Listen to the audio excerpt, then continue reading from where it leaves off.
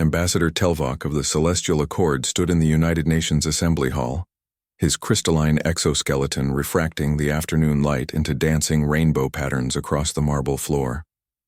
He had delivered this same speech to 47 worlds across the galaxy. 47 times planetary leaders had wept with gratitude. 47 times civilizations had bowed before the mercy of the Accord. The 48th time was not going according to plan. "Let me ensure I understand correctly," said Secretary General Martinez, leaning forward in her seat with an expression Telvok's translator chip struggled to interpret. "You're offering to protect Earth from cosmic threats. Station your fleet in our orbit, and all we have to do is accept your guidance on planetary matters?" "Precisely." Telvok's voice resonated with practiced benevolence. "The universe is a dangerous place, Secretary General. The void ravagers, the entropy swarms, From what?" interrupted a voice from the assembly floor.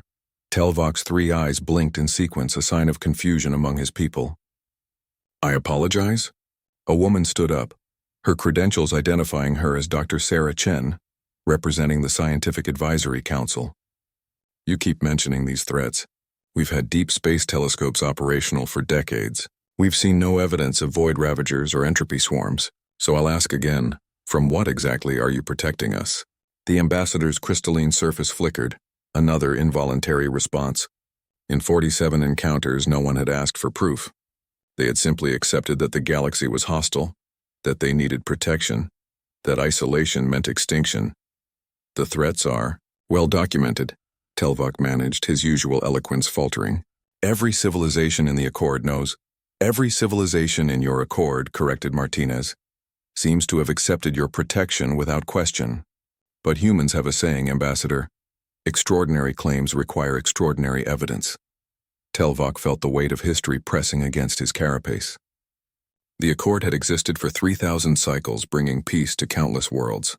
Peace that came with restrictions on weapon development, on autonomous governance, on expansion beyond predetermined zones. Peace that looked remarkably like submission when examined too closely. But Earth was different. These humans had spent their entire history fighting. Themselves, their environment, their own mortality. Their planet had tried to kill them with ice ages, plagues, and predators, and they had not just survived but thrived. They had split the atom not knowing if it would ignite their atmosphere, sent themselves to space strapped to controlled explosions, and somehow found time to create art about their own potential extinction. They were, Telvok realized with growing unease, utterly unafraid, I think, said Ambassador Okonkwo of Nigeria, standing to join the conversation. "What we're all wondering is this.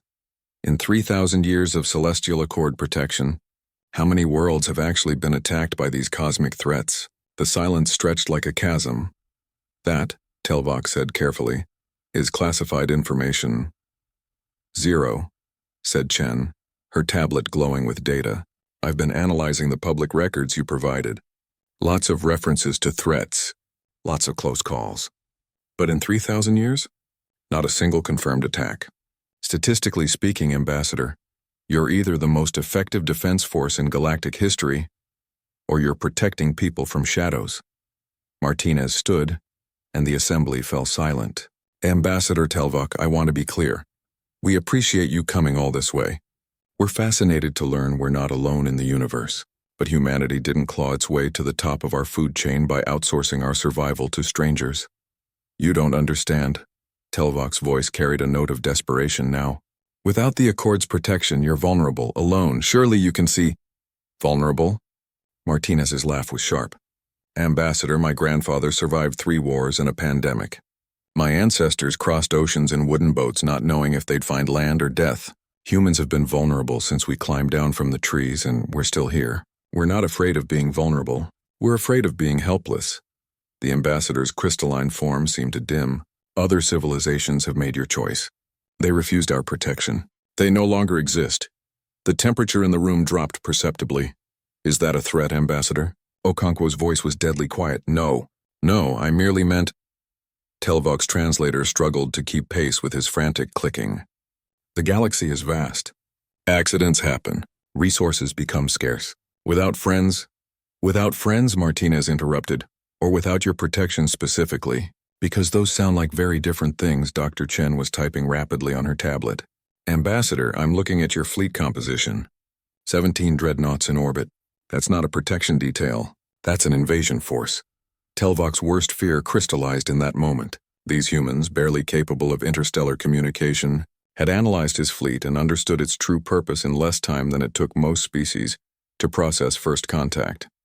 Secretary General, he began, switching tactics when perhaps we began incorrectly.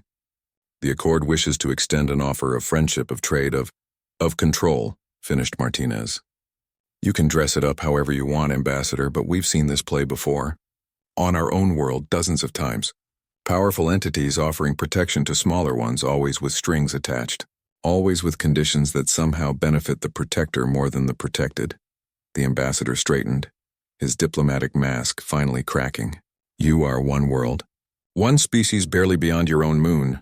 The Accord spans thousands of systems. You cannot possibly survive without "we're human," Martinez said simply.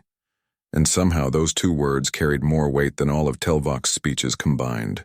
We survived ice ages with stone tools. We survived plagues that killed half our population. We survived ourselves, which is honestly the most impressive part. Whatever the universe throws at us, Ambassador, we'll figure it out. We always do. Telvok realized then that the Accord had made a critical miscalculation. They had assumed, as they always did, that a civilization's first response to learning they were not alone would be fear. Fear of the unknown, fear of threats lurking in the cosmic dark. Fear that could be shaped, molded, exploited into dependence. But humans, these strange, stubborn, impossibly resilient humans, had looked into the darkness of space and asked, not, what might hurt us, but what can we learn? The offer stands, Telvok said finally, his voice hollow. Should you reconsider? We have your contact information, Martinez said, not unkindly. And Ambassador? Thank you for the warning about the galaxy being dangerous. We'll keep that in mind. But Earth has been teaching humans about survival for 300,000 years. We're excellent students. As Telvok's shuttle departed Earth's atmosphere, he filed his report with the Accord Council. Humanity, unsuitable for standard integration protocols. Recommend alternative approach. Genuine partnership or complete avoidance. Subjugation probability near zero. Threat assessment if provoked. Substantial. Far below in the UN Assembly Hall, Secretary General Martinez looked out at the stars with new eyes. They weren't alone anymore. The galaxy was dangerous, full of empires that dressed conquest in the language of protection. Humanity had survived worse. They always did. And now, for the first time in their history, they knew exactly what they were surviving against. The universe, it seemed, had just learned why Earth's apex predator was the species that asked why, before accepting anything at face value, even salvation itself.